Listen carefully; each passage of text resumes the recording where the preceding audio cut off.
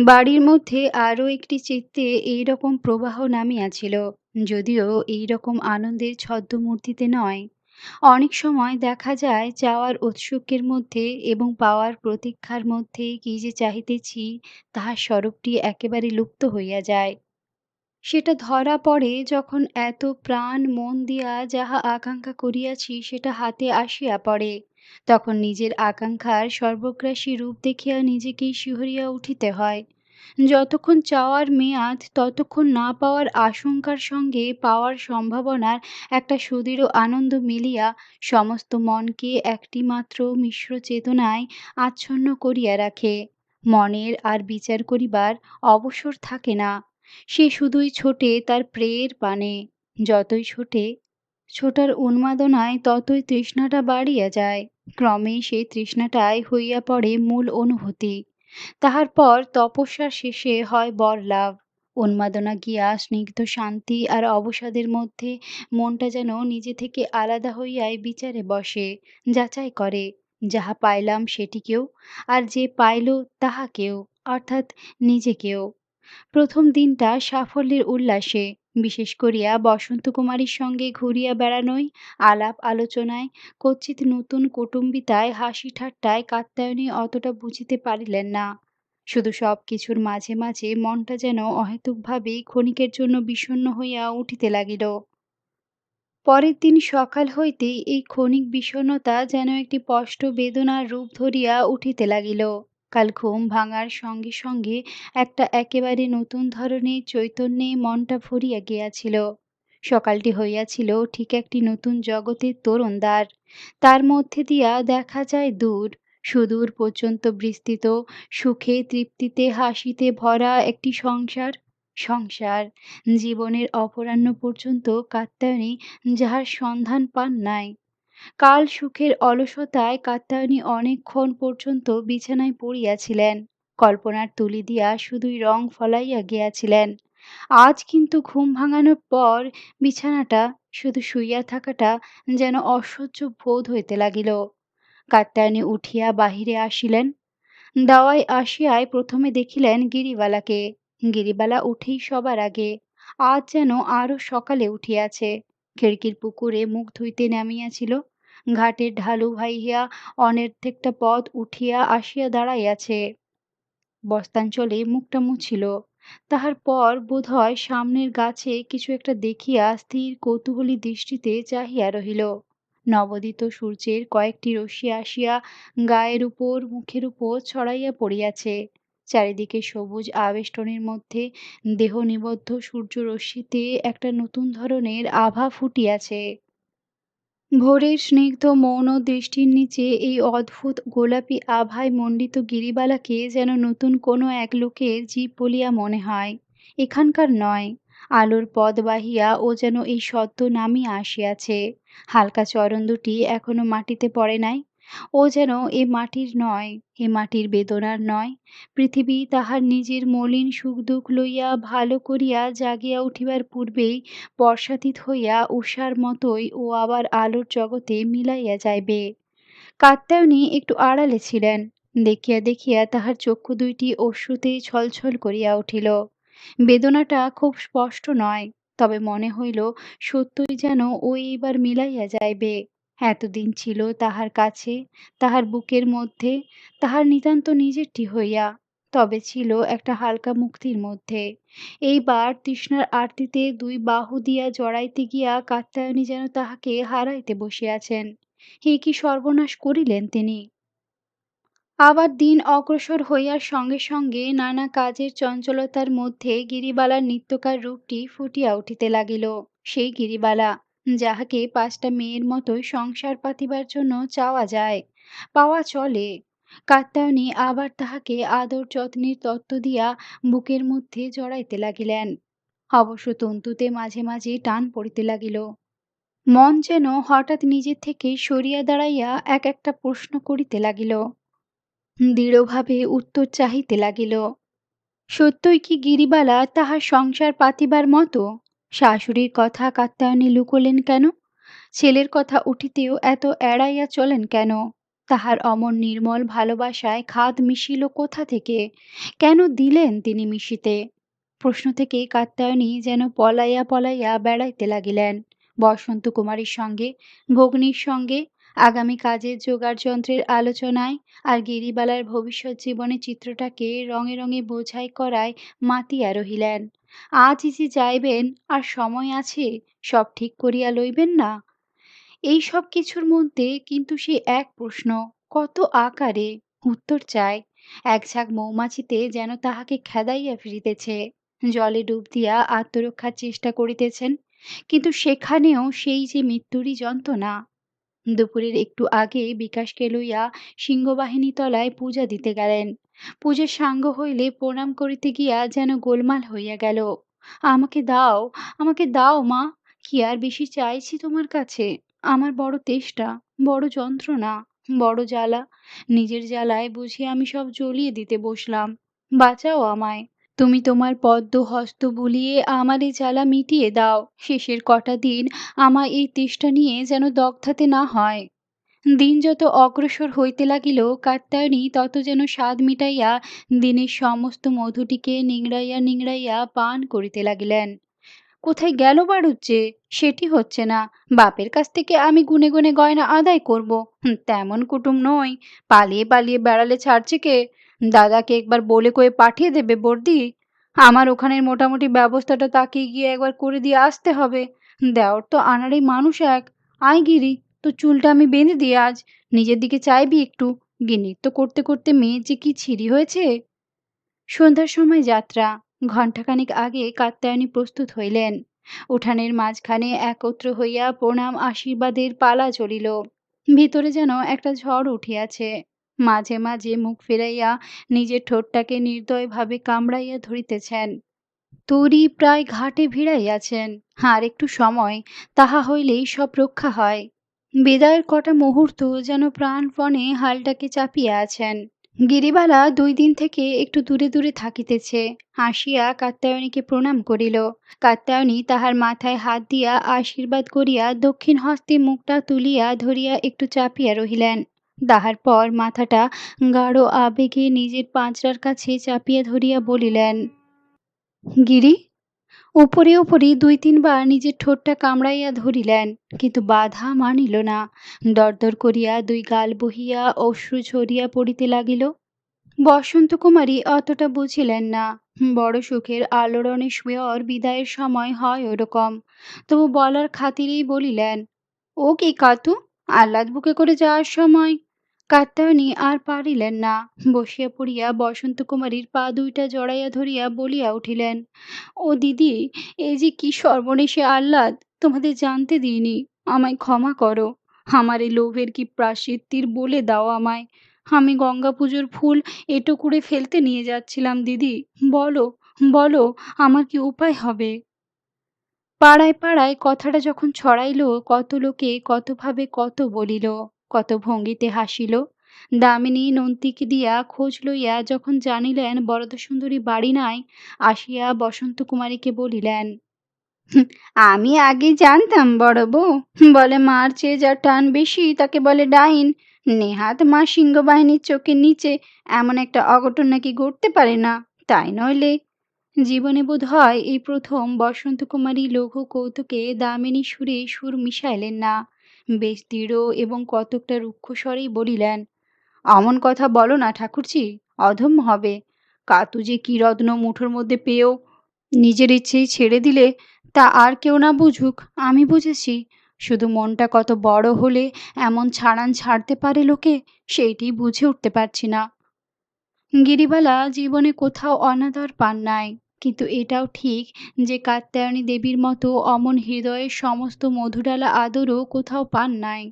তাই তাহার স্মৃতি গিরিবালার মনে একটা সম্পূর্ণ আলাদা স্থান অধিকার করিয়াছিল। আর অন্য কারণ থাকিলেও কাত্যায়নী দেবীকে ঘিরিয়াই সমস্ত সিমুরটা বলিয়া সিমুরের কথা বোধ হয় গিরিবালার এত প্রিয় ছিল। কাত্যায়নী দেবীর প্রসঙ্গে মা যেন একেবারে রূপান্তরিত হইয়া যাইত, এবং সেই সন্ন্যয় শৈলেনও কৃত্রিম করিয়া প্রসঙ্গটাই তুলিত বেশি। গল্প শুনিতে শুনিতে শৈলেনের মনে হইত না যে একজন প্রৌঢ়া কাহিনী বলিতেছেন, মনে হইতো একজন কিশোরী জীবনের প্রভাতে ঘুরিয়া বেড়াইতেছে। তাহার চারিদিকে প্রীতি আর বাৎসল্য ছড়ানো। বৃক্ষবল্লরীচ্যুত পুষ্পের মতোই সেগুলো কুড়াইয়া কুড়াইয়া ফিরিতেছে। গল্পের দিকে শৈলেনের কান থাকিত না। সে মুগ্ধ বিস্ময়ে চাইয়া থাকিত এই মায়ের মধ্যেই বিকশিত সেই তাহার কিশোরী জননীর পানে। আনন্দমাখা এক অদ্ভুত রহস্য শুধু তাহার দেহকে নয়, যেন মনটাকে পর্যন্ত রোমাঞ্চ করিয়া তুলিত। ওই মা তাহার এই মাই? গল্প শুনিবে কি, এরই সূত্র ধরিয়া জীবন তাহার সহস্র বিস্ময় লইয়া তাহার সামনে উপনীত হইত। ছেলে মানুষের প্রশ্নের মতোই কতকগুলো বোধহীন প্রশ্ন ভাসিয়া ভাসিয়া উঠিত। মা যখন কিশোরী, শৈলেন তখন কোথায় ছিল? সে, শুধু সেই কেন, তাহারা সব ভাই বোনে কি সূক্ষ্মাতি সূক্ষ্ম কোন আকারে, অচিন্তনীয়, একেবারে অব্যক্ত কোন ধারণামাত্র রূপে ওই ত্রয়োদশী কিশোরী জননীর মধ্যে ছিল। নবজাতা লতার মধ্যে ভাবী লতা সন্ততি যেমন থাকে, মাত্র এক সম্ভাবনার আকারে, না তাহারা তখন সম্পূর্ণই আলাদা? শুধু এই মহিমময়ীকে মা বলার জন্য পাইবার কোন কঠিন তপস্যায় নিরত? শিশুর মতো প্রশ্ন সব, কিন্তু বড় ভালো লাগিত। মুখের পানে চাহিয়া থাকিত। শিশু এক এক সময় যেমন হঠাৎ সবকিছু ছাড়িয়া মায়ের মুখের দিকে চাহিয়া তাহাকে বুঝিবার চেষ্টা করে, নির্ণীত করিবার চেষ্টা করে, এই মানুষটি সবচেয়ে এত আলাদা, সবচেয়ে এত কাছে কেন? সেই রকমের কি একটা ব্যাপার ঘটিতে থাকিত। গিরিবালা এক একবার হাসিয়া শৈলেনের পানে চাহিয়া বলিতেন, তুই এত অন্যমনস্ক হয়ে যাস শৈলেন, মেজমাসির গল্প শুনতে শুনতে, অথচ শোনাও চাই তোর বসে বসে, কি অত ভাবিস? শৈলেন চুপ করিয়াই থাকিত, একটু বোধ হয় অপ্রতিভ হাসি হাসিয়া। তবে একদিন দিয়া ফেলিয়াছিল উত্তর। সেদিন বোধ হয় আরো বেশি অন্যমনস্ক হইয়া পড়িয়াছিল। হাসিয়াই বলিল, তুমি অন্যমনস্ক হয়ে আমায় অন্যমনস্ক করে তোলো মা। কাতু দিদিমা তোমায় যেন জাদু করে রেখেছেন। তুমি যেন স্পষ্টই আবার তার ছোট বোনঝিটি হয়ে যাও, আমি যেন দেখতে পাই। গিরিবালা হাসিয়া বলিয়াছিলেন, কেন, বাবা জ্যাঠামশাইদের কথাও তো বলি, সেই সময় তো। শৈলেন উত্তর দিয়াছিল হাসিয়ায়, তাহলে বলি মা, রাগ করবে না তো? ওদের কথায় তুমি যেন কেমন গিন্নিবানি হয়ে যাও, ছোট একটা মা হয়ে যেন বুড়ো ছেলেদের সামলে বেড়াচ্ছ। কাতু দিদিমার গল্পে তোমার যেমন আদর খাওয়া ছোট মেয়ের রূপটা খোলে, আর তেমন আর। দুজনের হাসিটা একটু বেশি উচ্ছ্বসিত হইয়া উঠিয়াছিল। তাহার পর গিরিবালা একটু চুপ করিয়া থাকিয়া বলিয়াছিলেন, তা বোধ হয় মিছে বলিসনি। কি যে আদর পেয়েছিলাম তার কাছে সে সময়, মনে হয় আবার সেই বয়সে ফিরে গিয়ে আরেকবার খেয়ে আসি। পরদিন সকালে রসিকলাল প্রথমেই পণ্ডিতমশায়ের বাড়ি গেলেন। বেঞ্চের পিছনটায় বাড়ি আর রাস্তার মাঝখানে এক ফালি জমির ওপর একটা ফুলের বাগান। বাগানের ও প্রান্তে পণ্ডিতমশায় বেড়ার একটা বাতায় গেরো দিতেছিলেন। নামাবলী গায়ে খড়ম পায়ে সমবয়সীকে একজন যাইতে যাইতে রহস্য করিয়া বলিলেন, বাগানের বেড়া দেওয়া হচ্ছে সোমেশ্বর, রামপ্রসাদের মতো বেড়া বাঁধতে পারো তবে তো। পণ্ডিতমশাই হাসিয়া বলিলেন, সেই চেষ্টাতেই আছি, দেখি যদি আনতে পারি ফাঁকি দিয়ে বেটিকে। এলে কিছু চোখা চোখা সওয়াল আছে, বলে ফেললে আর সে আসবে? ওই সওয়ালের ভয়েই তো আসতে চায় না, কত বড় ধড়িবাজ মেয়ে। দুইজনে হাসিয়া উঠিলেন। এমন সময় বেঞ্চের সামনে রাস্তায় রসিকলালের ঘুড়িটা উপস্থিতি সাড়া দিয়া উঠিল। পণ্ডিত মশাই ফিরিয়া দেখিয়া কতকটা যেন চিন্তিতভাবেই তাড়াতাড়ি চলিয়া আসিয়া বেঞ্চটা ঘুরিয়া সামনে আসিয়া দাঁড়াইলেন। রসিকলাল ঘুড়ি থেকে নামিয়া রাশটা হারানের রাতে তুলিয়া দিলেন। তাহার পর পণ্ডিত মশাইকে প্রণাম করিয়া উৎফুল্ল বদনে তাহার মুখের পানে চাহিয়া রহিলেন। চোখ দুইটি হালকা দুই বিন্দু জলে চকচক করিতেছে। পণ্ডিত মশাইয়ের মুখে একটা উগ্র উৎকণ্ঠা লাগিয়া রহিয়াছে। যা আঘাতটা পাইয়াছে রসিক, যেন সবকিছুই হইতে পারে। রসিকলাল সংবাদটা নানা রকম ভাষায় মণ্ডিত করিতে করিতে আসিতেছিলেন, যেন সব ভুলিয়া গেছেন। শেষে একটু চাহিয়া থাকিয়া অপেক্ষাকৃত চাপা কণ্ঠেই বলিলেন, আপনার আশীর্বাদ ফলে গেল পণ্ডিত মশাই। আমার কিন্তু বরাবরই আশা ছিল ফলবেই। কেটে গেছে গিরিরে ফাড়াটা। পণ্ডিত মশাই চক্ষু দুইটি বিস্ফারিত করিয়া হ্যাঁ করিয়া অনেকটা অসমান উচ্চস্বরে চিৎকার করিয়া উঠিলেন। রসিকলালের দক্ষিণ বাহুটা ধরিয়া দুইজনে আসিয়া বেঞ্চটাতে বসিয়া বলিলেন, কি ব্যাপার, বলো সবিস্তারে। সত্যি আমি আর ধৈর্য রাখতে পারছি না রসিক, কি যে অবস্থা যাচ্ছে। রসিকলাল আস্তে আস্তে সাধ্যমতো নিজের মন্তব্য সহকারে কাল সন্ধ্যার কাহিনীটি বিবৃত করিয়া গেলেন। শুনিতে শুনিতে পণ্ডিতমশায়ের চিরন্তন শান্তিটি আবার পরিপূর্ণভাবে বিকশিত হইয়া উঠিল।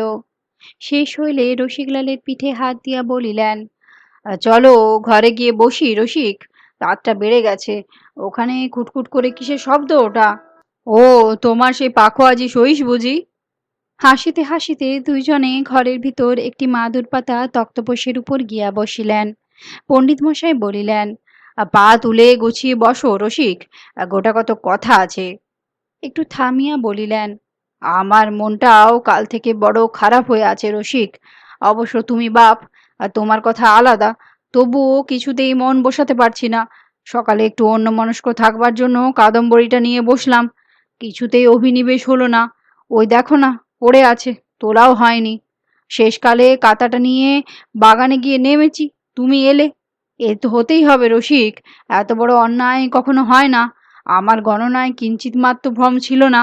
ও কন্যার যেখানে বিবাহ সেখানে স্থির হয়ে আছে, নড়চড় হবার জো নেই।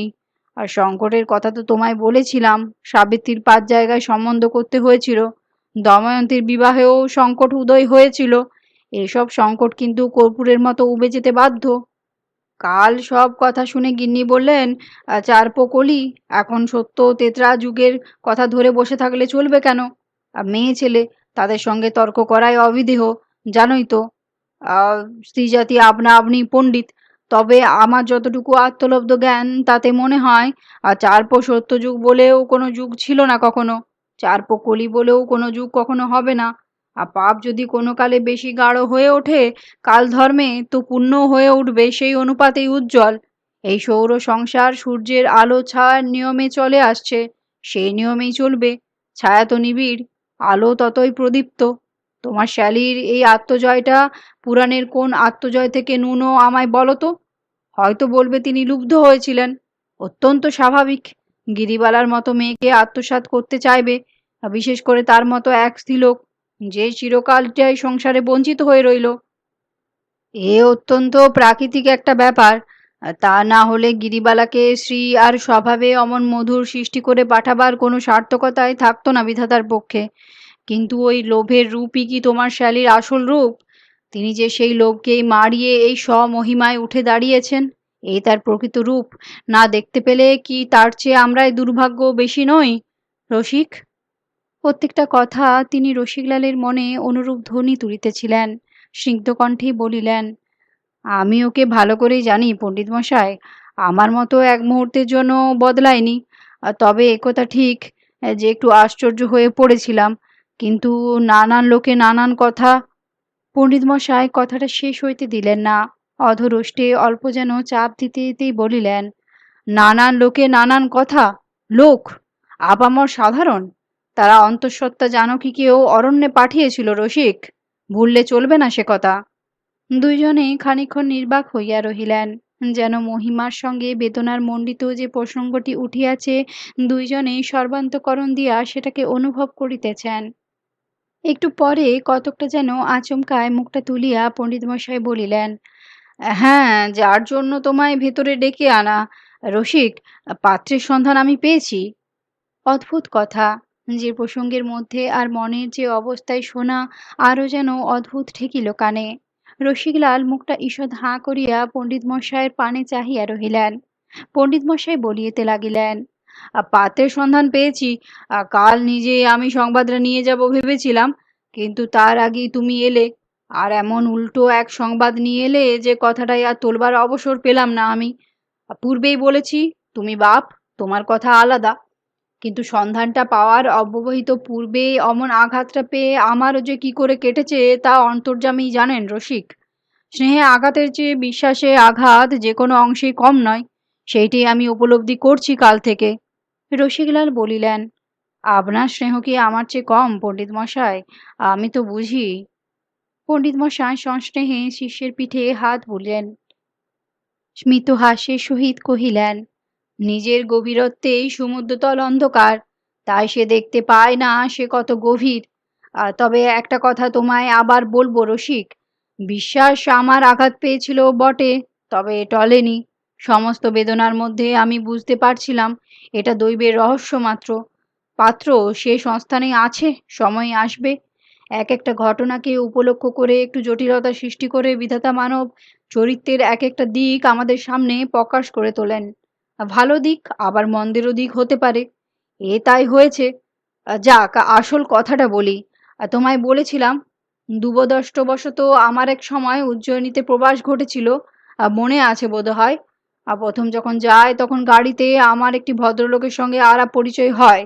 বাড়ি সাদরায়, তবে আমারই মতো খরচারা বাই। একটা কুঠিতে কাজ নিয়ে মিথিলায় বসবাস করছেন। সুরসিক এবং সুপণ্ডিত মানুষ এবং সুপুরুষ। বরং সুপুরুষ বললেই তার বর্ণনাটা সম্পূর্ণ হয় না। একে সুন্দর, তাই বরাবর পশ্চিমে সুখ প্রতিপত্তির মধ্যে কাটিয়েছেন। অমন কান্তিমান পুরুষ আমাদের মধ্যে দেখা যায় খুব কম। বহুদূর পর্যন্ত একসঙ্গে আমরা দুজন গিয়েছিলাম। তারপর পাটনার কাছাকাছি কোনো একটি স্টেশনে নেমে তিনি গঙ্গা পেরিয়ে কর্মস্থলের অভিমুখে চলে গেলেন। প্রায় 15 বছর পরে হঠাৎ পরশু তার সঙ্গে দেখা। নবদ্বীপ গিয়েছিলাম জানোই। ফেরবার পথে ত্রিবেণী পর্যন্ত নৌকোয় এসে ট্রেন ধরলাম। এমনি বিধি নিবন্ধ যে গাড়িটিতে উঠলাম ভদ্রলোকও সেই গাড়িতে বসে আছেন। বহুদিন পরে দেখা হলেও সামান্য একটু খটকা কাটিয়েই উভয়ে উভয়কে চিনতে পারলাম। তারপর যতক্ষণ গাড়িতে ছিলেন দুজনে মুখোমুখি হয়ে আলাপ করে কাটানো গেল। বললেন বড় ছেলেটি দেশেই আছে, বিবাহের সম্বন্ধ ঠিক করে এবং সম্ভব হলে একেবারে বিবাহ দিয়েই কর্মস্থলে এইবার নিয়ে যাবেন। নিজের বয়স হয়ে এসেছে, এবার ছেলেটিকে কাজে নিয়োজিত করে দেওয়া দরকার। কতদিনের পরিচিতর মতো অন্তরঙ্গ কথাবার্তা। যদি বিবাহের যোগাযোগ হয় তো আমায় পূর্বে নিমন্ত্রণ দিয়ে রাখলেন। বললেন সময় আবার জানাবেন। গাড়িতে আলাপের একটু অসুবিধে এই যে প্রায় প্রতি স্টেশনে নতুন লোকের সমাগম হতে থাকায় প্রতি স্টেশনে কথাবার্তার মোড় ঘুরে যায়। তাই সময় অল্প আর বলবার কথা অনেক। বিচ্ছিন্নভাবে অনেক রকম কথা হলো। গাড়ি যখন অনেকটা এগিয়ে এসেছে, বিদ্যুৎ স্ফোরণের মতো একটি কথা আমার মনে উদয় হলো। হিমালয়ের পাদমূলে সুদূর মিথিলা এই তো বর। আমরা যাকে খুঁজছি সে তো এই। একে দেখিনি, কিন্তু এই রকমই পিতার সন্তান হয়ে দেব দুর্লভ রূপ নিয়ে এই রকমই কুলশীলের অধিকারী হয়ে তো তার জন্ম নেওয়ার কথা। আমার নবদ্বীপ যাওয়া, অকস্মাতেই দেখা হওয়া, এমনকি 15 বছর পূর্বেকার সেই প্রথম সাক্ষাৎ, সবই যেন দৈব নির্দিষ্ট বলে মনে হলো আমার। আমার হাতেও একটি অতি সুলক্ষণা পাত্রী আছে বলে প্রস্তাবটা তুলব একেবারে ঠোঁটে এসেছে, এমন সময় তার যেন হঠাৎ চাক হলো। অন্য কি একটা প্রসঙ্গ চলছিল, হঠাৎ বিরতি দিয়ে বলে উঠলেন, দেখুন এত সুযোগ পেয়েও ভুলে যাচ্ছিলাম। আপনি তো পণ্ডিত মানুষ, বহু জায়গায় যাতায়াত আছে। আপনার সম্বন্ধে যদি কোনো পাত্রী থাকে। যৌতুক সম্বন্ধে আমার কোনো লোভই নেই, তবে কন্যাটি সুশ্রী এবং সুলক্ষণা হওয়া দরকার। পণ্ডিতমশাই রসিকলালের প্রাণে অঙ্গুলি নির্দেশ করিয়া অর্থপূর্ণ হাস্যের সহিত বলিলেন, সুলক্ষণা কথাটি লক্ষ্য করবে রসিক। ঠিক এই কথাটি আমার মুখ দিয়ে বেরোচ্ছিল। বললেন কন্যাটি সুশ্রী আর সুলক্ষণা হওয়া চাই, আর সৎ বংশের। ব্যাস, এর বেশি আমার দেখবার দরকার নেই। গরিব কি বড়লোকের মেয়ে, শহুরে কি পাড়া গেয়ে আমি গাছের মধ্যে আনি না। আমি গিরিবালার কথা সে চেপে গেলাম। পণ্ডিত মশাই থামিয়া গিয়া রসিকলালের প্রাণে চাহিয়া মিটি মিটি একটু হাসিয়া তেজের সহিত বলিলেন, আগেই অমনি হামড়ে পড়তে যাব কেন? হ্যাঁ, মেয়ে আমাদের ফেলনা নাকি? ও সুশ্রী সুলক্ষণা মেয়ে চায়, আমাদের বুঝি কানাখড়া যা হোক একটা পাত্র হলেই হলো। ইস, আর কে আসছে তা তো জানি, তবে দাপড় ছাড়ি কেন, নিনু হয় কেন? বললাম আছে একটি মেয়ে, তবে সে মেয়ে হওয়া দুরূহ। বলতেই তো তিনি সঙ্গে সঙ্গে সোজা হয়ে বসলেন। কেন দুরূহ কেন পণ্ডিত মশাই? আমি যেন একটু এড়িয়ে যাওয়ার চেষ্টা করে বললাম, দুরূহ, আরো দুটি মেয়ে আছে হাতে, তবে একটু নিরেশ। তা আপনারা বোধহয় চলে যাবে। পণ্ডিত মশাইয়ের মুখের হাসিটা আরো বিস্তৃত হইয়া পড়িল। বলিলেন, তোমরা ভাবো পণ্ডিত মশাই শুধু কাব্য চর্চা করেই জীবনটা কাটিয়ে দিলে, ষাঁড়ের গোবর। ঘটকালি যা আরম্ভ করলাম দেবর্ষি নারদ খানিকটা শিখে দিতে পারত। তোমার বেহায় বিবাহ স্থির নিশ্চয় রসিক, এ তুমি লিখে রেখে দাও। তোমার বেহায় একেবারে জিদ ধরে বসলেন, না পণ্ডিত মশাই, আমার ওই মেয়েকে চাই। দুরূহ কেন বলুন খুলে। দুরূহ বলে যদি আমি সরে দাঁড়াতাম তো 17 বছর বয়স থেকে এক বস্ত্রে 350 মাইল পাড়ি দিয়ে বিদেশে চাকরি করতে পারতাম না, বলতেই হবে আমাকে। আর একটু নেজে খেলালাম তোমার বেহাইকে। তারপর বললাম, আপনি মাত্র সুশ্রী আর সুলক্ষণা পাত্রী চান, আর পাত্রীর পিতা চায় একেবারে দেবকান্তি পাত্র। লক্ষণ আর কুলশূল্যের কথা তো ছেড়ে দিলাম, সামান্য একটুও খুঁত থাকলে পেছিয়ে পড়বে। অনেক সম্বন্ধ এলো গেল, দু একটা এত বাঞ্ছনীয় যে আমরা চারদিক থেকে চেপে ধরলাম, কিন্তু নিজের কোর ছেড়ে সে এক চুল নড়বার পাত্রই নয়।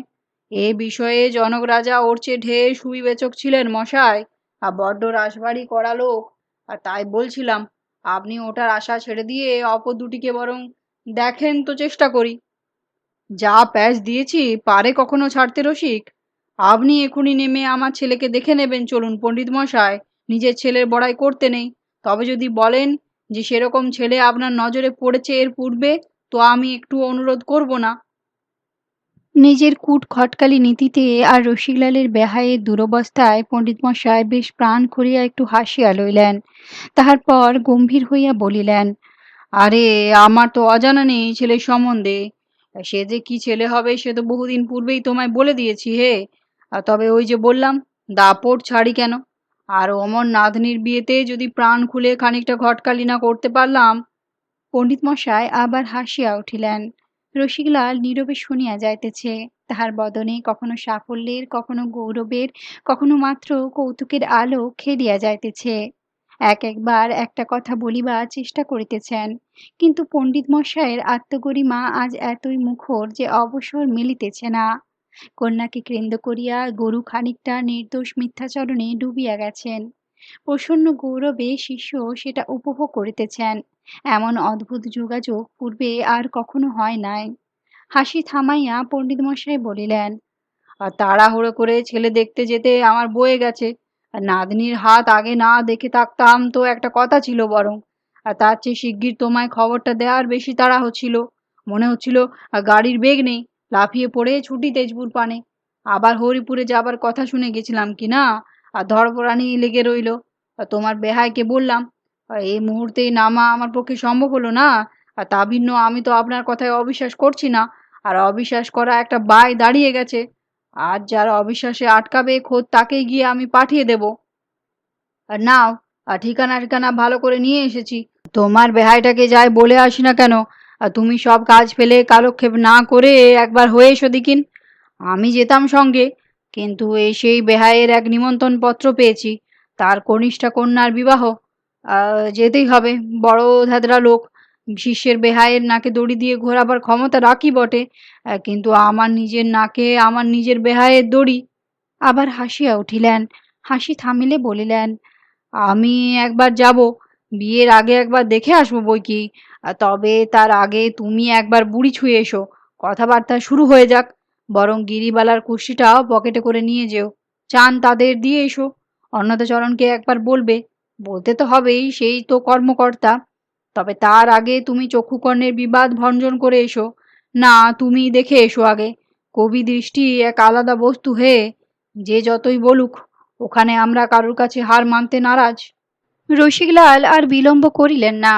একটা চিকিৎসার জন্য একটু পরামর্শ করিতে কলিকাতা যাইবার নাম করিয়া সাতরা যাত্রা করিলেন। খুব প্রত্যুষে যাত্রা করিয়াছিলেন পণ্ডিতমশায়ের কাছেই লগ্ন ঠিক করিয়া লইয়া।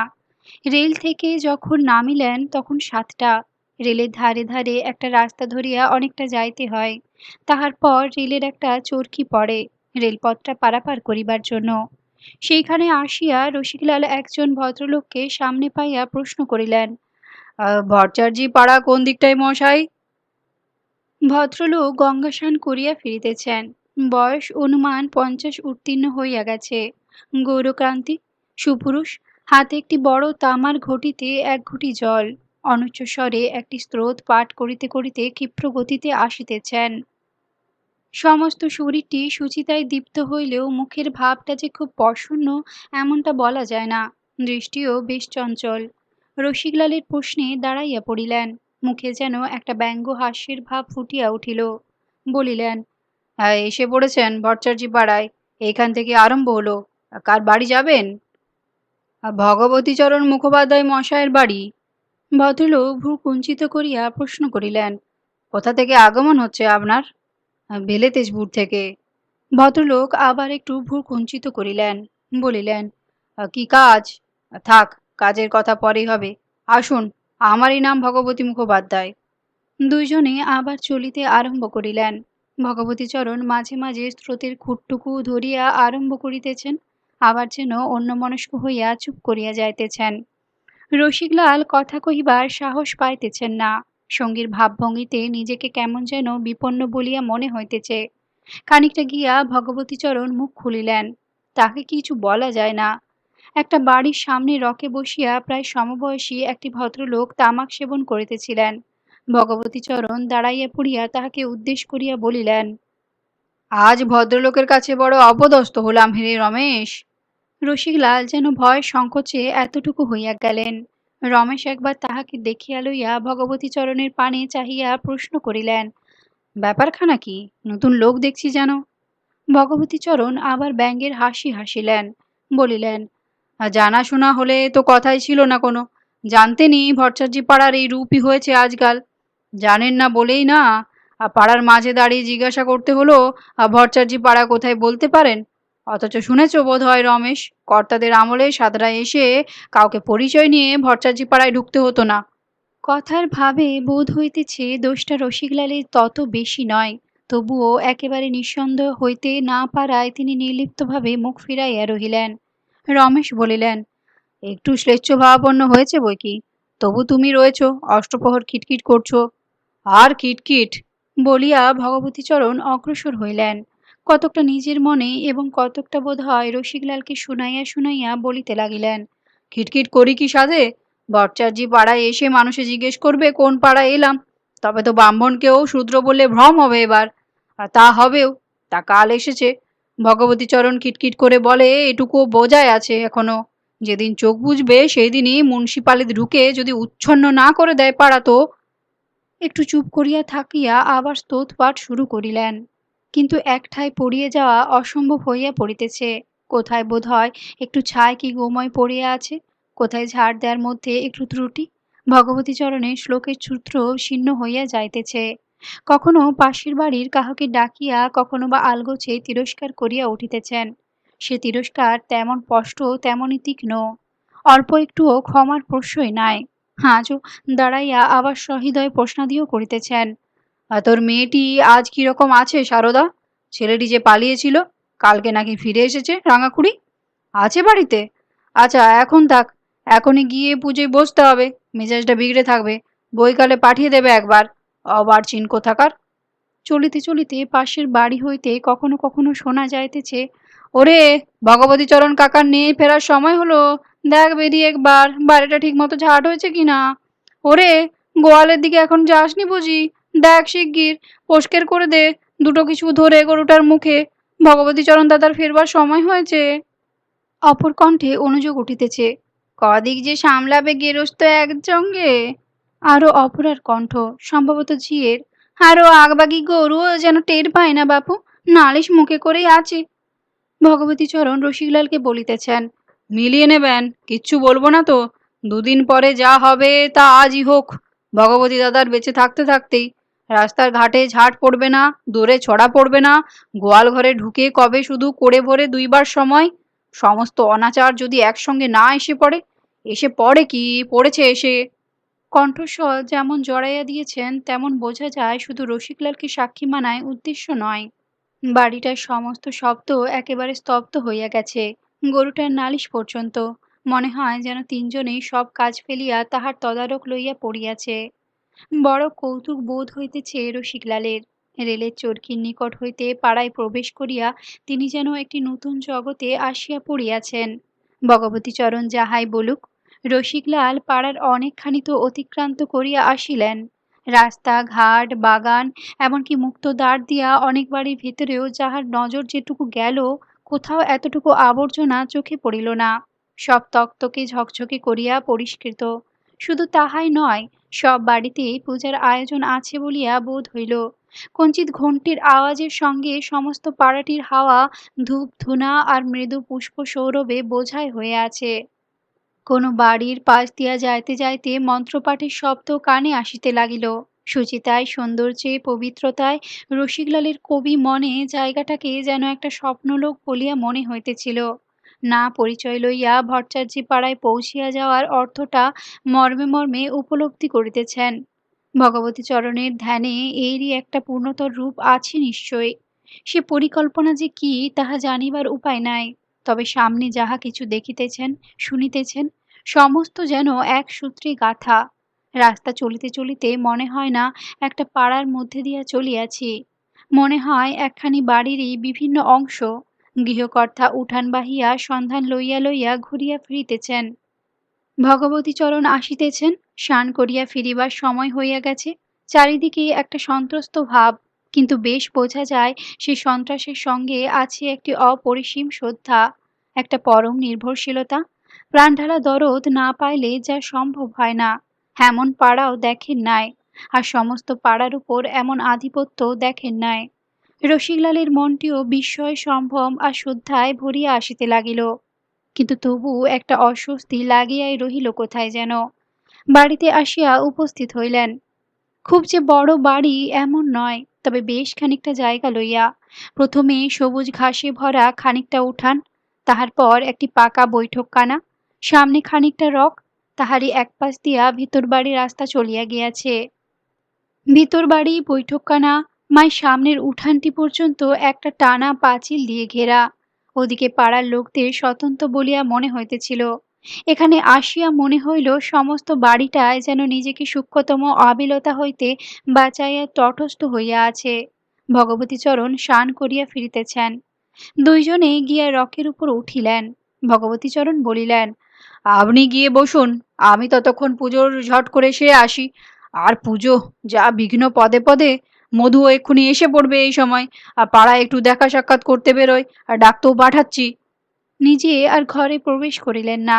রক থেকে নামিয়া ভেতরের দিকে চলিয়া গেলেন। বোধহয় দুয়ারের নিকট হইতে প্রশ্ন করিলেন, কই রে, হলো পুজোর জোটা? বেশ একটু ঝঙ্কৃত কণ্ঠে উত্তর হইল, না, হয়ে কাজ আর কি, তুমি পাড়া তদারক করে বেড়াও। মেজাজও আগুন হয়ে উঠতে থাকুক, ঠাকুরও শুকোতে থাকুক, আজ খুব বেশি বেলা করে ফেলেছ। যাহারই কণ্ঠস্বর হোক, সে যেন উন্মুখ হইয়াই ছিল। রসিকলাল উৎকণ্ঠ হইয়া উঠিলেন। বাড়িতে কলহ অশান্তি আছে নাকি? আর কিন্তু কোনো তরফই কোনো কথা শোনা গেল না। বৈঠকখানার একটা বড় তক্তাপোশের উপর টানা ফরাশ বিছানো, গোটা কতক তাকিয়া ধারে ধারে বসানো আছে। তক্তপোশের পাশেই একটি লম্বা কাঠের বৈঠকে গোটা কত হুঁকা বসানো, কোনোটাতে একটা কড়ি বাঁধা, কোনোটাতে দুইটা, কোনোটাই বা তিনটা, গোটা দুই নিরাবরণ। পাশেই একটা আলাদা বৈঠকে একটি সুদৃশ্য আলবোলা, একধারে সাহেব বাড়ি থেকে কেনা গদি আটা চারখানা ভালো ভালো কেদারা, একটা সাধারণ কাঠের সিট দেওয়া চেয়ার, একটা ভালো আলমারি, দুইখানি থাকে বই, পদ্মপুরাণ, রামায়ণ, মহাভারত, চৈতন্য চরিতামৃত, মেঘনাদবধ কাব্য, এন্ট্রেন্স ক্লাসের কতগুলি পাঠ্যপুস্তক, একখানি টেনিশনের বাঁধানো ভলিউম। বাকি দুইটি থাকের মধ্যে একটিতে পিতল কাঁসার কয়েকখানি সদৃশ্য বাসন, দুইখানি রূপারও, একটিতে কিছু কাজ করা আর মাটির পুতুল, দেয়ালে খানকতক দেবদেবীর ছবি, আর দুইখানি বিলাতি ল্যান্ডস্কেপ। পরিবারটি পুরাতনপন্থী, ভগবতীচরণই তাহার সাক্ষী। তবুও রসিকলালের মনে হইল কোনো দিক দিয়া নতুন হাওয়াও যেন একটু একটু করিয়া প্রবেশ করিয়াছে। রসিকলাল নিজে যে কোন দিকে বলা শক্ত। তার জীবনের মধ্যে ডাক্তার বেশে নিজেও আছেন, নতুনের প্রতীক, আবার পণ্ডিত মশাইও আছেন। আসল কথা, তার কচি মন অভিনবত্ব খোঁজে। নতুনে পুরাতনে যেখানেই পায়, সঙ্গে সঙ্গে কল্পনাপ্রবণ হইয়া পড়ে। বেশ লাগিতেছে বাড়িটি, পাড়াটি, নতুন সুরে ভরা আজিকার সমস্ত প্রভাতটি চমৎকার বোধ হইতেছে। ওই দুয়ার দিয়া ওই সবুজ দুর্বাদলের ঘাসের উপর কচি পা ফেলিয়া চেলি পরা বধূ বেশিনী গিরিবালা প্রবেশ করিল। তার বাড়ি। তেজপুরের মেটে ঘরে এতদিন মানুষ হইয়া ওঠা তাহাদের সেই গিরিবালা। কেমন দেখায় তাহাকে এখানে, প্রতিদিনই দেখিতে না পাওয়ার জন্য, অথচ নতুন জীবনে প্রতিদিনই বদলাইয়া যাইতেছে বলিয়া কতকটা যেন অপরিচিত, অথচ নিজের কত শত যোজন দূরে থাকিলেও, শত যুগের অদর্শন ঘটিলেও গিরিবালা কি এতটুকু আলাদা হইবার? আশ্চর্য! গিরিবালার তো হয় একদিন এই সামনের আলমারিটা খোলার দরকার হইবে। খানিকটা বড় হইয়াছে। চাবির থৈলোটা হাতে লইয়া চাবিটা বাছিয়া লইল। গিরিবালার নিজের আলমারি। শখ হইয়াছে একটা নতুন কি পুতুল রাখিবে, কিংবা প্রয়োজন হইয়াছে শৌখিন একটা রেকাবি বাহির করিতে হইবে। একটা চাকর আসিয়া প্রবেশ করিল। পশ্চিমা চাকর ভাঙা বাংলায় প্রশ্ন করিল, বাবু তামাক সাজিয়ে আনবো? রসিকলাল সম্মতি দিতে গড়গড়া একটা কলিকা আর একটা ডিবার মধ্য হইতে একটু তামাক ও খান দুয়েক টিকা লইয়া ভেতরে চলিয়া গেল। ব্যাঘাত পাইয়া কল্পনার সূত্র ছিন্ন হইয়া গেল। তাহার জায়গায় আসিয়া পড়িল একটু দুশ্চিন্তা। ভগবতীচরণ লোকটি কি রকম? একটু বোধ হয় কোপন স্বভাব, একটু নয়, বিলক্ষণই। এই অল্পটুকু আসতেই যতটা দেখা গেল, বেশ উৎসাহ মনে হয় না। আর এই শুধু রাস্তা দিয়ে আসা। অনাত্মীয়দের কোথায় কি ত্রুটি হইয়াছে তার খোঁজ লইতে যাইতে। নিজের বাড়িতে পরিপূর্ণতার মধ্যে কি স্বরূপ ভগবতীচরণের? ভগবতীচরণকে অতিক্রম করিয়া গিরিবালাকে এ বাড়িতে আনিয়া ফেলা যাইবে কি? সেও পরের কথা। আপাতত তিনি এমন গোপন স্বভাব লোকের সঙ্গে কথাবার্তাই বা চালাইবেন কি করিয়া? একে এমনই শক্ত, তাহার উপর আবার দেখাইতে হইবে তিনি রাশভারী। তিনিও কম কড়া লোক নহেন। পণ্ডিত মশাই যে রাস্তা একেবারে বাঁধিয়া দিয়াছেন। একদিকে লোভ, আশা, আর একদিকে ভয়। ভগবতীচরণের সঙ্গে কথাবার্তা চালানো যদি নেহাতি অসম্ভব না হয়, তো খুব শক্ত হয় নিশ্চয়ই। সমস্ত রাস্তায় একটি কথা বলিবার সাহস হয় নাই। এদিকটা যতই ভাবিতেছেন, মনটা ততই অস্বস্তিতে ভরিয়া আসিতেছে। শুধু যে মনে হইতেছে পণ্ডিতমশাই আসিলেই ছিল ভালো, এইটুকু নয়, নিরুপায় মনটা পণ্ডিতমশাইয়ের উপর এক একবার বিরূপ হইয়া উঠিতেছে। নিজে আসিতে পারিলেন না, অথচ রাশভারী বলিয়া রসিকলালের পরিচয় দিয়া এক ফ্যাসাদ বাঁধাইয়া বসিলেন। আবার সব ঠেলিয়া গিরিবালা আসিয়া উপস্থিত হইতেছে। সে যে আসিবেই। আবার সব ঠেলিয়া গিরিবালা আসিয়া উপস্থিত হইতেছে। সে যে আসিবেই। এ যে তাহারই বাড়ি। পণ্ডিতমশায়ের গণনা তো মিথ্যা হইবার নয়। কাতু দিদির ওখানকার ভাড়াটা কাটিয়া গেল কি করিয়া? শরতের মেঘের মতো দেখিতে দেখিতে আকাশে যেন মিলাইয়া গেল। আর ভগবতীচরণ লোকটা ভালোই, শ্রদ্ধাচারী, পরহিতব্রতী। পরহিতব্রতী মনে উঠামাত্র এই কথাটিকে যেন 10 অঙ্গুলি দিয়া আগড়াইয়া ধরিলেন। গিরিবালা লইয়া পণ্ডিতমশাই যতই জোরের কথা বলুক না কেন, আসলে রসিকলাল কন্যাদায়গ্রস্তই তো। পরহিতব্রতী লোকেরই তো তার দরকার। এই সমস্যা যদি বা মিটিল, আর একটা সন্দেহ মাথা চাড়া দিয়া ওঠে। ভগবতীচরণের কথার উত্তরে যে ঝঙ্কার দিয়া উঠিল, সে কে? গিরিবালা শাশুড়ি নয় নিশ্চয়ই। তবে চিন্তায় তাহার বাধা পড়িল। সদর দরজা দিয়া আর এক ব্যক্তি প্রবেশ করিলেন। ভগবতীচরণের মতোই চেহারা, তবে শরীরটা আরো বলিষ্ঠ, রংটা আরো মাজা। পাত্রের পিতা, আর সন্দেহ নাই। উদ্বেগে রসিকলালের সমস্ত অন্তরাত্মা যেন কণ্ঠে আসিয়া জড়ো হইয়াছে। ভিতরেই যাইতেছিলেন, বৈঠকখানার দিকে নজর পড়ায় দাঁড়াইয়া পড়িলেন। তারপর ধীরে ধীরে উঠিয়া আসিয়া প্রশ্ন করিলেন, কোথা থেকে আগমন হচ্ছে মশায়ের? রসিকলাল উত্তর করিলেন, বেলেদেশপুর থেকে। কথাটা যেন আগন্তুককে সঙ্গে সঙ্গে ভেতরে আকর্ষণ করিয়া লইল। ফরাসি উপবেশন করিতে করিতে বলিলেন, বেলেদেশপুর থেকে পণ্ডিত মশাই পাঠিয়েছেন? আগ্রহটা দেখিয়া রসিকলাল অকুলে কুল পাইলেন। উত্তর করিলেন, আগে হ্যাঁ, পণ্ডিত মশাই পাঠিয়েছেন। নমস্কার। তবে তো কখন এলেন আপনি? ব্যস্ত হইয়া পড়িয়াছেন। রসিকলাল প্রতি নমস্কার করিলেন। বলিলেন, মিনিট 15-20 হবে। আপনি মধুসূদন মুখোপাধ্যায় মশাই? আগে হ্যাঁ, দাদার সঙ্গে দেখা হয়েছে? হয়েছে, তিনি নিয়ে ফিরছিলেন, এই একসঙ্গেই এলাম। মধুসূদনের মুখটি এক মুহূর্তেই শুকাইয়া গেল। ওই রকম জেদি কড়া প্রকৃতির লোক। তাহার উপর গোড়াতে দাদা তাহাকে একলা বসাইয়া গেলেন। অভ্যর্থনায় এত বড় একটা ত্রুটি হইয়া গেল। কয়েক মুহূর্ত কি যে বলিবেন ঠিক করিয়া উঠিতে পারিলেন না। তাহার পর দাদার বিলম্বের জবাবদিহি হিসেবে কহিলেন, দাদা আসবেন এক্ষুনি। আসল কথা, নেওয়ার পরই তার পুজোটা সেরে নেওয়া চাই। মনটা যাতে কোনো রকমে চঞ্চল হয়ে না উঠতে পারে আর কি। একটু হালকাভাবে হাস্য করিয়া বলিলেন, সামান্যতে একটু চটে যান কি না? রাস্তায় আসতে আসতেই সেটা টের পেয়েছেন নিশ্চয়ই। টের যথেষ্ট পাইয়াছেন। রসিকলাল মধুসূদনের পানে স্থির দৃষ্টিতে চাহিয়া রহিলেন। হাস্যে যোগদান তো করিতেই পারিলেন না। অস্বস্তির ভাবটা যেন ভিতরে ভিতরে বাড়িয়া গেল। বলিলেন, আমি ওবেলা আসবো কন, একটু ঠান্ডা পড়লেই। কাছেই দু একজন আত্মীয় স্বজন আছেন, আর নিশ্চয়ই পূজাটা আগে সেরে নেবেন বই কি। মন স্থির করে মধুসূদনের মুখের ভাবটা এমন হইল যেন সেটি আশঙ্কা করিয়াছেন ঠিক সেইটি ফলিয়া গেছে। বলিলেন, উঠলেন? না, সে কি হয়, এতক্ষণ যখন দয়া করে বসেছেন, এসে যদি আবার দেখেন আপনি নেই, তাহলে আমার উপর যে পূজার পরেও এক একদিন মেজাজটা বিগড়ে থাকে কি না। পূজার পরেও দাদার ভালো করিয়া পরিচয় রসিকলাল এতক্ষণ পান নাই। ভেতরে ভেতরে আতঙ্কে একেবারে উঠিয়া দাঁড়াইলেন। একটু হাসিবার চেষ্টা করিয়াই বলিলেন, ওঠা মানে ওবেলা তো আসছি, বাড়িটা দেখা রইল। একটা অসহ্য অবস্থা দাঁড়াইয়াছে, থাকা একেবারেই চলে না, অথচ ভালো একটা ছুতাও জোগাইতেছে না।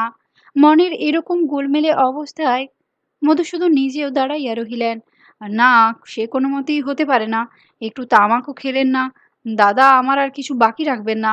ভয়ানক বদরাগী লোক, আপনি জানেন না, তাই আস্তে আস্তে আজ আবার আরো চটে রয়েছেন। তাহার কারণটাও রসিকলাল কতকটা নিজে। জো নেই থাকবার মশায়, বাড়িটা একবার শুধু দেখে নিতে এসেছিলাম, যেটা হয়ে রইল, আসছি তো আবার বিকেলে, বলিয়া আবার একটু হাসিবার চেষ্টা করিয়া পা বাড়াইয়াছেন। বেয়ারা রকম রাগী আর একবজ্ঞা লোককে লইয়া মধুসূদনের অবস্থাটা বর্ণনার বাহিরেই। এমন সময় এক হাতে গোটাকতক গোলাপ আর গন্ধরাজের চারা লইয়া ও অন্য হাতে একটি মেয়েকে ধরিয়া একটি যুবক সদর দরজা দিয়া প্রবেশ করিল। মধুসূদন ক্ষণমাত্র কি চিন্তা করিয়া লইয়া ডাক দিলেন, বিপিন, এদিকে এসো একবার, গাছগুলো ওইখানে রেখে দাও। রসিকলাল আর এক পা বাড়াইয়াছিলেন, যুবকের পানে নজর পড়িতেই থামিয়া গেলেন। উঠান বাহিয়া আসিতে যতটুকু সময় লাগিল ঠায় চাহিয়া রহিলেন। ওইটুকু সময়ের মধ্যে বিস্ময় এবং প্রায় সঙ্গে সঙ্গে কি একটা অনির্বচনীয় ভাবে তাহার মুখটা দীপ্ত হইয়া উঠিল। মধুসূদন চকিতে একবার দেখিয়া লইলেন। যুবক দুহারের কাছে আসিয়া প্রশ্ন করিল, কি বাবা? মধুসূদন বলিলেন, একে প্রণাম করো। যুবক একটু কৌতূহলী দৃষ্টিতে ক্ষণমাত্র রসিকলালের পানে চাহিয়া দেখিল, তাহার পর প্রণাম করিয়া দাঁড়াইয়া মধুসূদনকে প্রশ্ন করিল, ডাকছেন আমায়?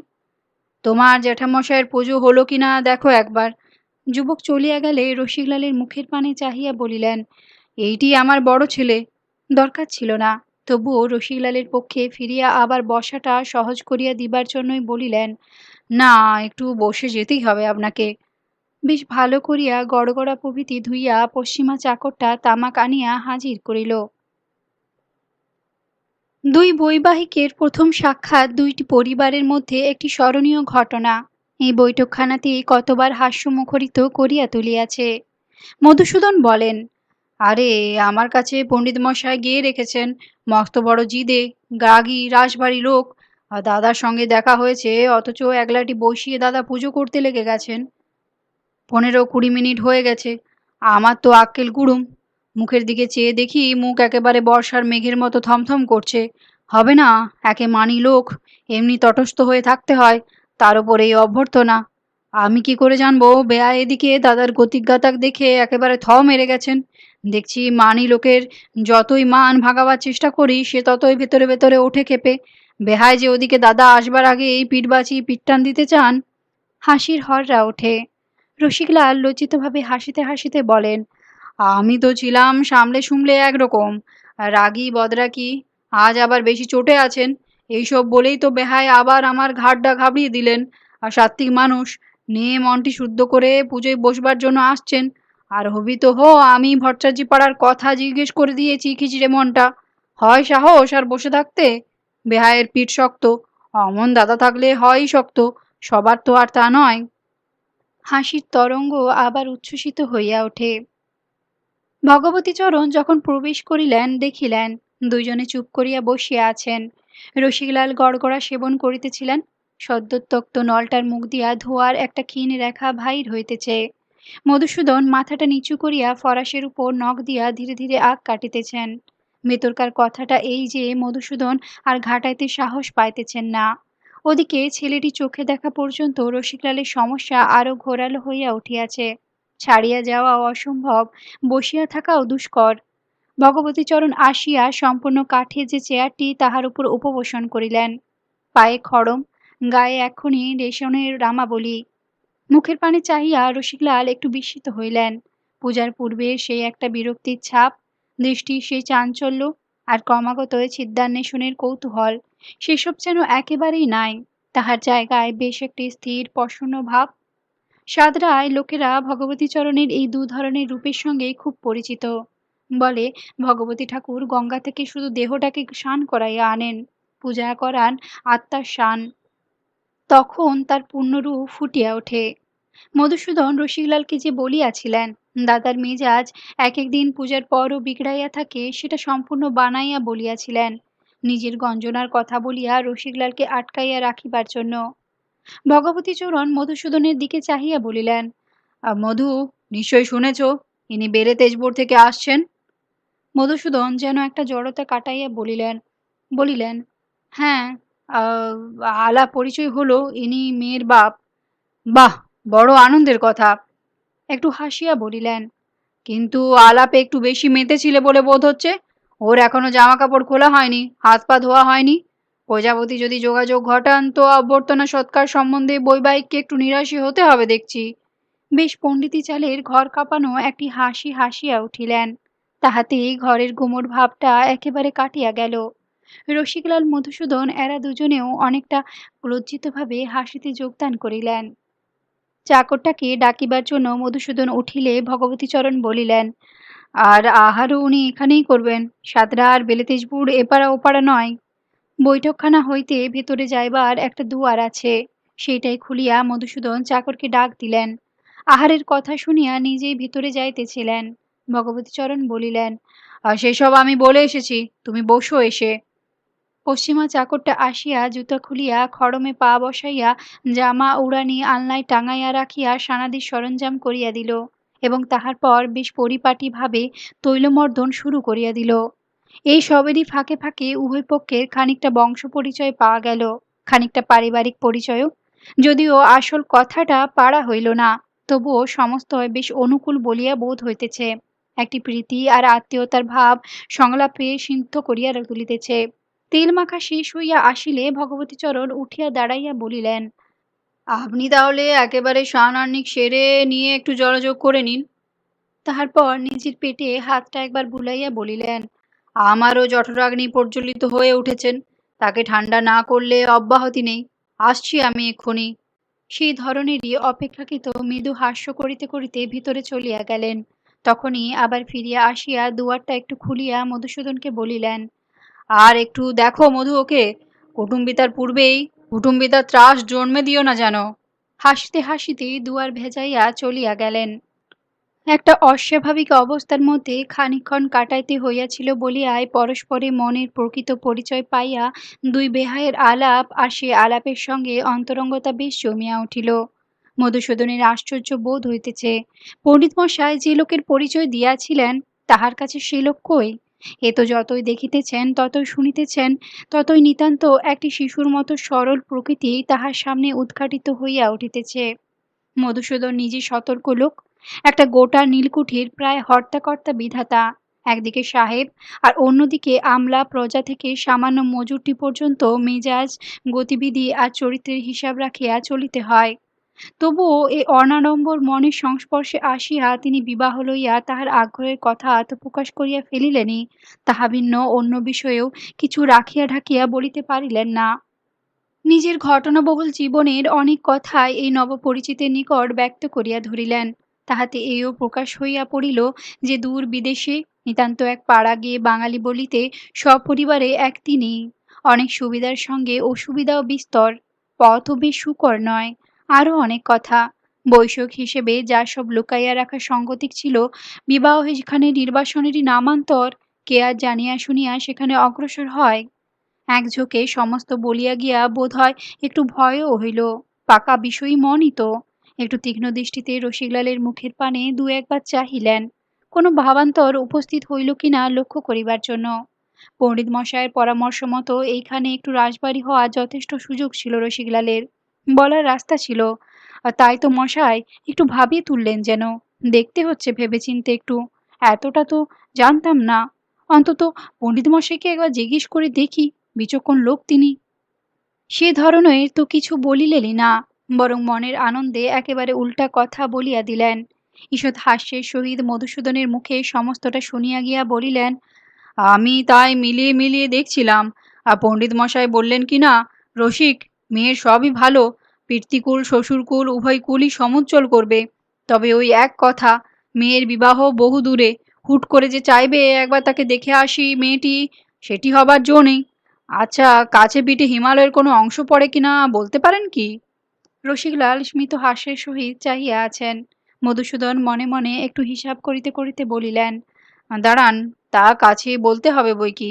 শীতকালে আকাশ একটু পরিষ্কার থাকলেই আমরা বরফ ঢাকা চূড়াগুলো দেখতে পাই। একটু বৃষ্টি হয়ে গেল যেদিন, আকাশ বেশি পরিষ্কার থাকে, ঝলমল করতে থাকে। রসিকলাল উল্লসিত হইয়া উঠিলেন, বলিলেন, বললাম না, অক্ষরে অক্ষরে মিলে যাচ্ছে। বললেন হিমচক্রের মধ্যে তোমার গিরির বিয়ে হবে।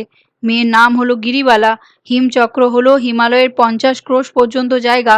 এরপরেও মেয়ে আমার দূরদেশে পড়লো বলে দুঃখ করা চলে? আপনিই বলুন না। পণ্ডিত মশাইয়ের একটা কথা মধুসূদনের মনে পড়িয়া গেল। সামান্য একটু খুঁত থাকলে পিছিয়ে পড়বে। ওর চেয়ে জনক রাজা ঢের সুবিবেচক ছিলেন মশাই।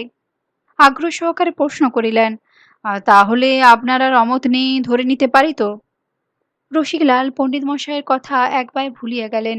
হাসিয়া খুব বিজ্ঞের মতো বলিলেন, অমত? এখন ভালোই ভালোই আপনাদের জিনিস আপনাদের দিয়ে নিশ্চিন্ত হতে পারলে বাঁচি মশাই। এ যেন পরের বোঝা মাথায় করে রয়েছি। সানান্নিকের পর জলযোগ করিতে করিতে কথাটা আরও এক ধাপ অগ্রসর হইল। প্রসঙ্গটা উঠিল ঘিয়ের কথা লইয়া। মধুসূদন বলিলেন, হালুয়া লুচি নিমকি ওখর সব ওখানকার ঘিয়ে ভাজা, আর স্বাদটা একটু লক্ষ্য করে দেখবেন। রসিকলাল লুচিতে মুড়িয়া খানিকটা হালুয়া মুখে তুলিতেছিলেন। বিস্মিত আনন্দে বলিয়া উঠিলেন, তাই নাকি? বাহ, এ তো বেশ চমৎকার যোগাযোগ। গিরিকে গিয়েই বলতে হবে, গিরি তোর আসল শ্বশুর বাড়ির ঘি খেয়ে এলাম। সাদরা যদিও মূল, তবু সেই তো এখন কার্যত ওর শ্বশুর বাড়ি আসল। কি বলেন? এমন সরুর প্রকৃতির মানুষকে পণ্ডিতমশাই অত উগ্র বলিয়া পরিচিতি দেওয়ায় মধুসূদনের মনে মাঝে মাঝে একটা প্রশ্ন না জাগিতেছিল এমন নয়। আপত্তি করিবেন কি? রসিকলাল তো বরং কথাটা আগাইয়া লইয়া যাইতেছেন। পণ্ডিতমশাই তাহা হইলে অমনভাবে বলিলেন কেন? হয়তো রসিকলালকে বেশি অন্তরঙ্গভাবে জানেন না, নয়তো যে অত কড়া, তার একটু উগ্রত্বের পরিচয় পাওয়া যাইত। কথাবার্তার মধ্যে এইটুকুও একসময় পরিষ্কার হইয়া গেল। রসিকলাল বলিলেন, আর কি করে যে আমি কাটান দিয়ে আসছি তা পণ্ডিত মশাই নিশ্চয়ই বলে থাকবেন আপনাকে। ভালো ভালো সব সম্বন্ধ এসেছে, ঝুলোঝুলি। রসিক ঠিক তার গো ধরে বসে আছে। এই তো দুদিন হয়নি, আমার শালি, আর নিজের শালি আমার, তার বইমাত্র দেওরপোর জন্য বাড়ি এসে এসে হত্যে দেবার মতো মেয়ের গর্ভধারিণীকে, জ্যাঠাইকে, এমনকি আমার দাদাকে পর্যন্ত হাত করে নিলে।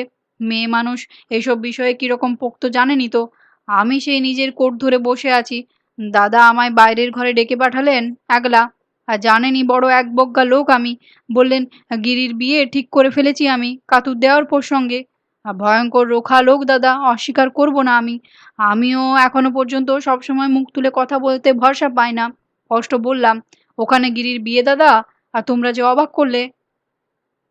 কেন, আপত্তিটা কি শুনি? তোর মেয়ে বলে তোর জোর। ভয়ানক একরোখা লোক। একবার যা ঠিক করে ফেলেছেন সেই সম্বন্ধ নড়চড় করে কার সাধ দিই? তা আমিও তো কম যায় না। বললাম, জোরের কথা হচ্ছে না, তুমি থাকতে আর আমার কিসের জোর? তবে গিরির কুষ্টিটা একবার দেখো, ওখানে কি ওর। দুয়ার খুলিয়া ভগবতীচরণ প্রবেশ করিলেন। প্রশ্ন করিলেন, জলযোগ হলো আপনার একটু? কুষ্টির কথা হচ্ছিল। কল্পনায় দাদার সঙ্গে স্পষ্টভাবে কথা বলিতে পারায় রসিকলালের মনটা আরো স্ফূর্ত হইয়া উঠিয়াছে। মধুসূদনের পানে চাহিয়া পড়িলেন, তা বলতে গেলে একরকম কোষ্ঠী বিচারটুকুই শুধু বাকি আছে। মধুসূদন বলিলেন, আমি তোমায় বলছিলাম না দাদা, যদি সুবিধে হয় তো বিয়েটা একেবারে দিয়েই যাব। দিন 15 তো এখনো হাতে আছে ছুটির।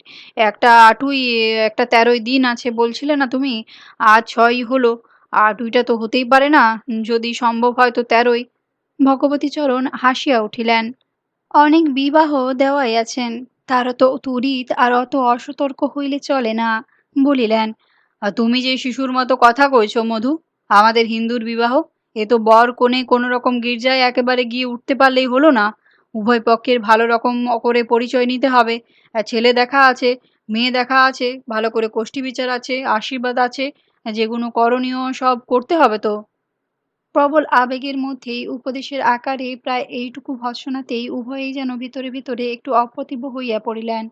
রসিকলাল ভগবতীচরণ আসিয়ায় কোষ্ঠীর উল্লেখ করায় কোষ্ঠীটা প্রায় বাহির করিয়া দিতে যাইতেছিলেন, চাপিয়া গেলেন। ভগবতীচরণ রসিকলালকে প্রশ্ন করিলেন, কি বলেন? এগোনো শব্দ করতেই হবে? রসিকলাল সঙ্গে সঙ্গে খুব ভারিক্কি হইয়া বলিলেন, তা করতে হবে বৈকি, হিন্দুর ঘর, তা করতে হবে না? বাহ! মধুসূদন বলিলেন, না, আমি বলছিলাম যেগুলো দরকারি সেগুলো যদি সেরে রাখা যায় তো যোগাযোগ হচ্ছেই তো। এই ঝোঁকটা কাজটা সেরে যেতাম একেবারে। আবার সেই 400 মাইল ঠেলে আসা সহজ নয় তো।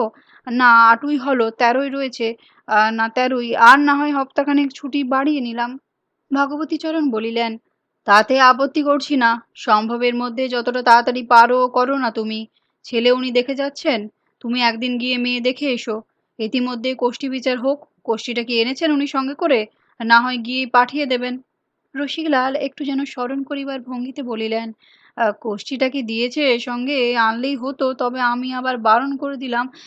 দাঁড়াও, দেখাশোনা হোক, পরিচয়াদি হোক, তাড়াতাড়ি তো কোষ্ঠী নিয়ে বসলেই চলবে না। দাঁড়ান দেখি দিয়ে দিয়েছে কিনা ভুল করে। উঠিয়া যে পকেটগুলোয় না থাকিবার কথা সেইগুলোই প্রথম দেখিলেন। তাহার পর কোটের বুক পকেট থেকে কতকটা নির্লিপ্তভাবে কোষ্ঠীটা বাহির করিয়া ভগবতীচরণের হাতে দিয়া বলিলেন, যাক, দিয়েই দেখেছে দেখছি। ভগবতীচরণ কোষ্ঠীটা মনে মনে পাঠ করিতে লাগিলেন। ইহারা দুইজনই মুখের পানে চাহিয়া রহিলেন। ভগবতীচরণের মুখে এক একটি সূক্ষ্ম রেখা ফুটিয়া তখনই মিলাইয়া যাইতেছে। রসিকলাল বিশেষ কিছু বুঝিলেন না, তবে মধুসূদন দাদাকে চেনেন। তাহার আর সন্দেহ রহিল না যে কোষ্ঠীটায় খুব অসাধারণ কিছু একটা আছে।